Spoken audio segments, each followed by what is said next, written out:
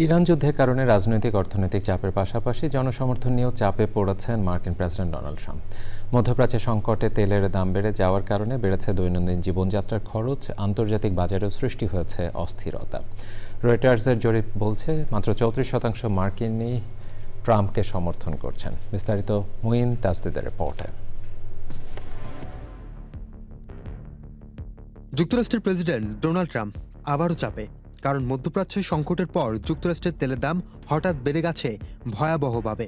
আর এই জ্বালানি সংকট এখন ট্রাম্পের জনপ্রিয়তার বড় ধাক্কা হয়ে দেখা দিয়েছে।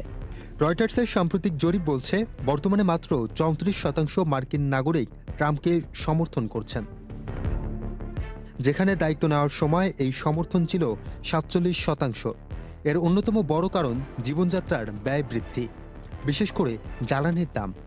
ইরান ইস্যুতে যুক্তরাষ্ট্র ও ইসরায়েলের সামরিক অবস্থানের পর আন্তর্জাতিক বাজারে অস্থিরতা তৈরি হয়।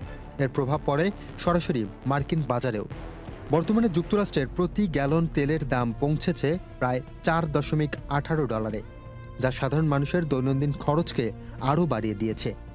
গাড়িতে তেল ভরতে গিয়ে অতিরিক্ত টাকা গুনতে হচ্ছে, বাড়ছে পরিবহন খরচ, আর সেই চাপ গিয়ে পৌঁছেছে নিত্যপণ্যের বাজারে। অথচ ট্রাম্প 2024 সালের প্রেসিডেন্ট নির্বাচনের নিত্যপণ্যের দাম কমানোর প্রতিশ্রুতি দিয়েই জয়ী হয়েছিলেন, কিন্তু এখন উল্টো মূল্যস্ফীতির চাপেই কমছে তার জনপ্রিয়তা। কারণ সামনে মধ্যবর্তী নির্বাচন, আর তেলের দাম যদি এভাবেই বাড়তে থাকে তাহলে ভোটের মাঠেও বড় প্রভাব পড়তে পারে বলে আশঙ্কা করছেন তারা। মুইন তাসদিদ, চ্যানেল আই।